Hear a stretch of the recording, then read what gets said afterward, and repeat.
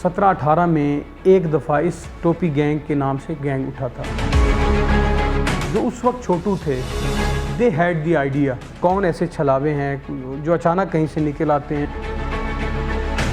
कुछ पिक्चर्स हमें दिखाएंगे हमारे टीम को, कुछ उनका हुलिया जात, क्योंकि हमारे पास उसके अलावा कोई सुराग नहीं था। जब भी निकले इन्होंने 2 वारदातें ज़रूर की हैं। लोगों को हरास करने के चक्कर में ये फायर ज़रूर करते जाते थे और वो इनडिस्क्रिमिनेट फायर। पहले जो मर्डर्स होते थे वो एक हद तक आके रुक जाते थे, वहाँ से आगे पुलिस नहीं पहुँच रही थी कि ये क्या है। इनका डंपिंग साइट हम ढूंढते गए तो हमें एक जनरल एरिया मिल गया कि यार इससे बाहर ये लोग जाके डंप नहीं हो रहे। सिर्फ हमें बस इतना पता है कि इस गली में आके वो रुक गए। इनके इस्तेमाल में जो टोपी थी, जो अक्सर ये टोपी पहनते थे, जिसकी वजह से इनका नाम भी पड़ा हुआ है कि जी टोपी गैंग, टोपी गैंग। एक घर में हमने 5-5, 6-6 मिनट रुकना था ताकि हम देख सकें।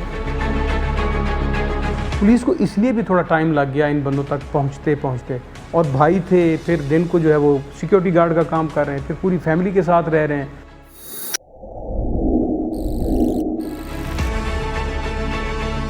31 जनवरी को ये पहला इंसिडेंट जो है वो करते हैं, जिसमें 2 भाइयों को ये रॉबरी विद हर्ट करके उनकी बाइक ले जाते हैं।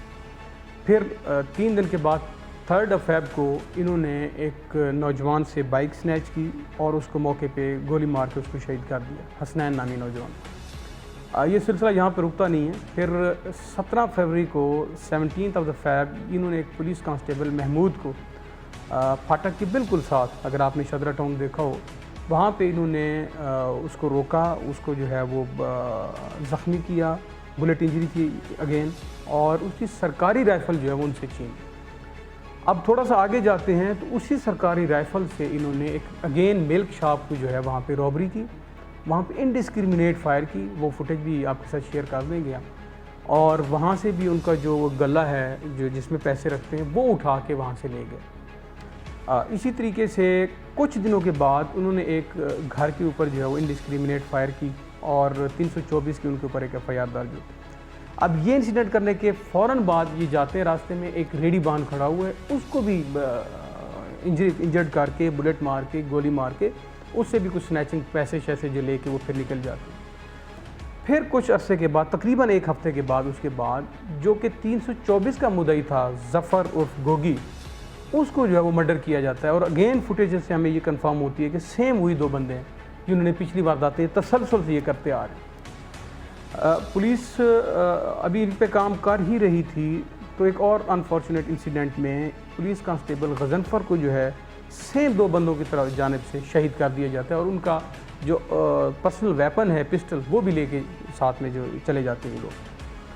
इसके बाद फिर आपने जो 2 इंसिडेंट्स का आपने जिक्र किया, फाइनल जो इंसिडेंट्स हुए ईद रात पे आई सपोज़ ये हुए, और जिसके अंदर एक बच्ची 17 साल अनीका जो है वो जाँ बहक होती, और एक नौजवान 22 साल का शाज़ेब वो जो है अपनी जान से हाथ धोता है। इसके अंदर तसलसल से सारे वाक़यात जैसे मैंने आपको बताया ये होते जा रहे थे, और हम हर आने वाले दिन हम इनके नज़दीक जो है वो जाते जा रहे थे।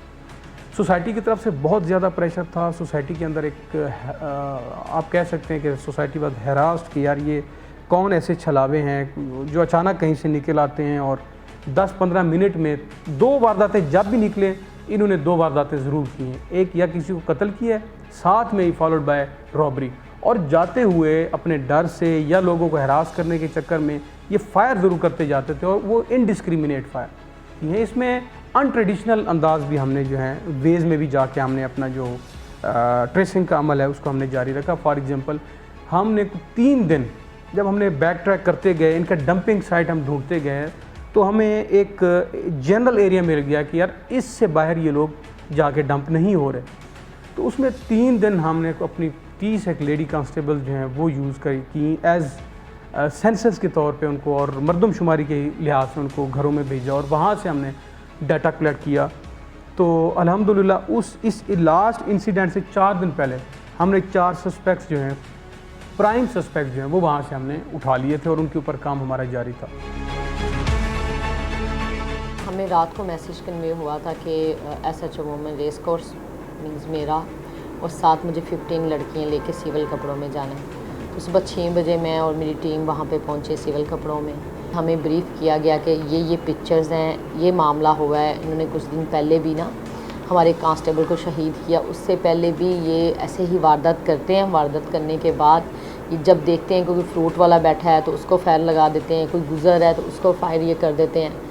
तो ये समझ नहीं आ रही कि इन बंदों का पर्पस है क्या। कुछ पिक्चर्स हमें दिखाएंगी हमारी टीम को, कुछ उनका हुलिया जात, क्योंकि हमारे पास उसके अलावा कोई सुराग नहीं था, उनके घर का एड्रेस नहीं था, इवन कि उनका नाम और कुछ भी शनाख्त हम लोगों को नहीं थी कि वो किस तरह के। SP साहब ने हमें वो चीज़ें बताई थी कि कुछ गलियाँ कहाँ से वो बाइक पे गए हैं, जब वारदात करके गए हैं या मर्डर किया उन्होंने, वो इस एरिया से गए हैं, इस कैमरे में भी आ रहे हैं, इस कैमरे में भी आ रहे हैं, इस जगह पे भी आ रहे हैं। लेकिन ये वाला जो पॉइंट है ना, क्योंकि पहले जो मर्डर्स होते थे वो एक हद तक आके रुक जाते थे, वहाँ से आगे पुलिस नहीं पहुँच रही थी कि ये क्या है।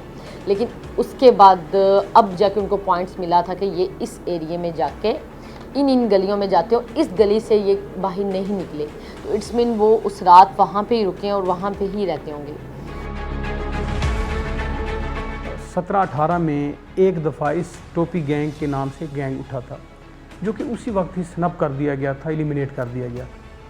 उनके रेमिनेंट्स में कुछ जो उस वक्त छोटू थे, दे हैड द आइडिया, जो अभी तक हमने इन्वेस्टिगेट किया, इंटरोगेट किया मामला, जो अभी चीज़ें सामने आई हैं, दे हैड द आइडिया। उन्होंने फिर ये शूटर्स, ये दोनों जो भाई थे, अनफॉर्चुनेटली ये दोनों जो लड़के जो डकैत थे, इनमें एक का नाम अब्बास था और एक का नाम हैदर अली, ये दोनों सगे भाई हैं।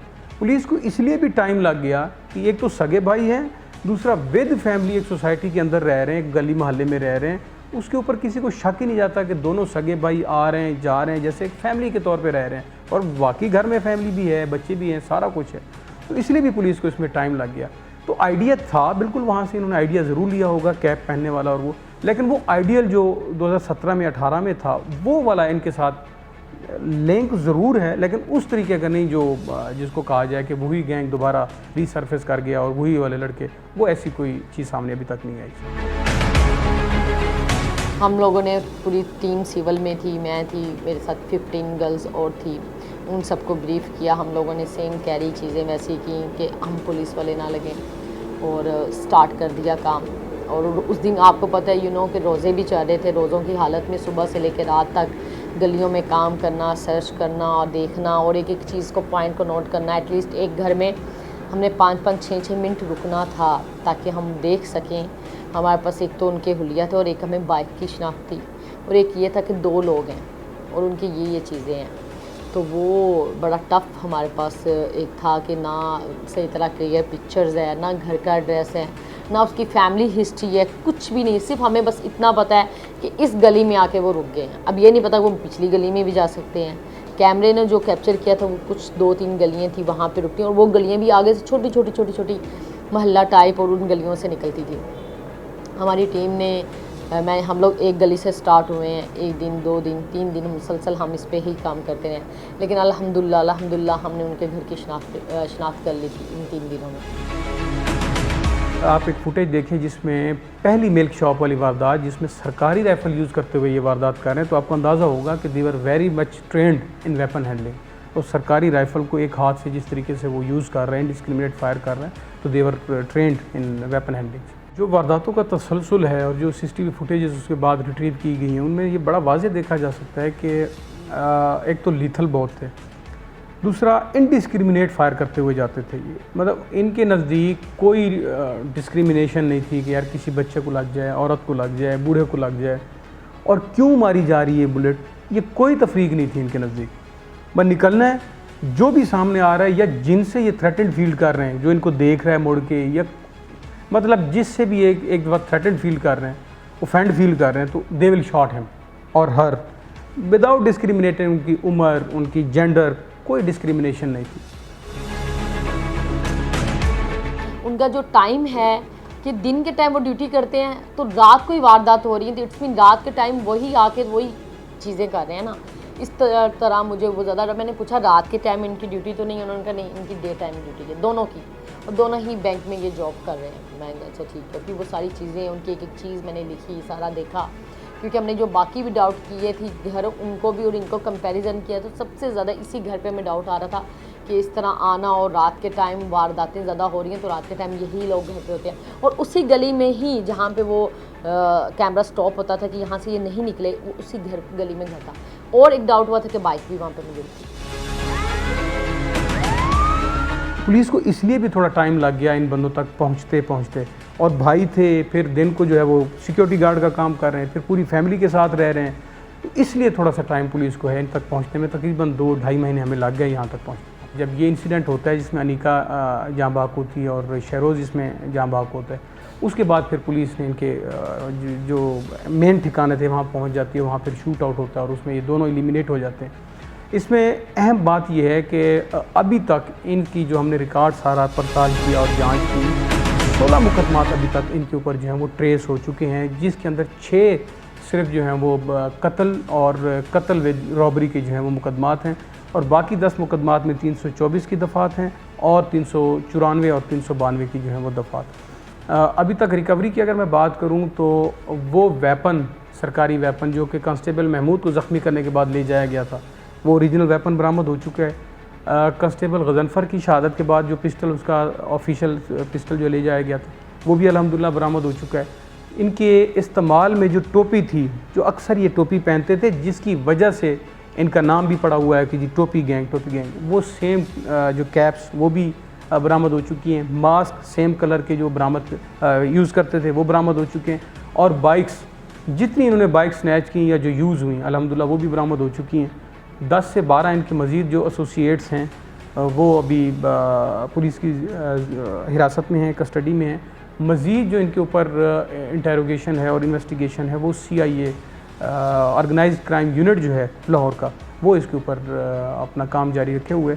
अगर इनके घर की बैकग्राउंड की बात करें तो नॉर्मल एक लोअर मिडिल क्लास, जो एक वर्किंग क्लास की फैमिली है, और ये दोनों जो हैं ये इधर काम कर रहे थे एज ए गार्ड, और 2 भाई जो हैं वो एक मेरे ख्याल में कोई प्लम्बर है, और एक जो है वो वेल्डिंग का काम करता है अपना, और वालदा घर पे हैं, और एक बहन भी इनकी जो है वो घर पे रहती हैं।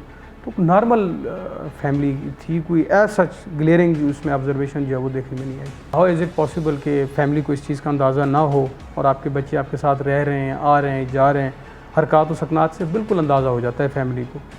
ये उस तसलसल की आखिरी 2 इंसिडेंट से, जिनके पिनेकल के ऊपर अल्हम्दुलिल्लाह जाके फिर ये ट्रेस हुए, और फिर उनके साथ जो है अल्टीमेटली जो पुलिस के साथ उनकी मुठभेड़ हुई और दे गॉट एलिमिनेटेड।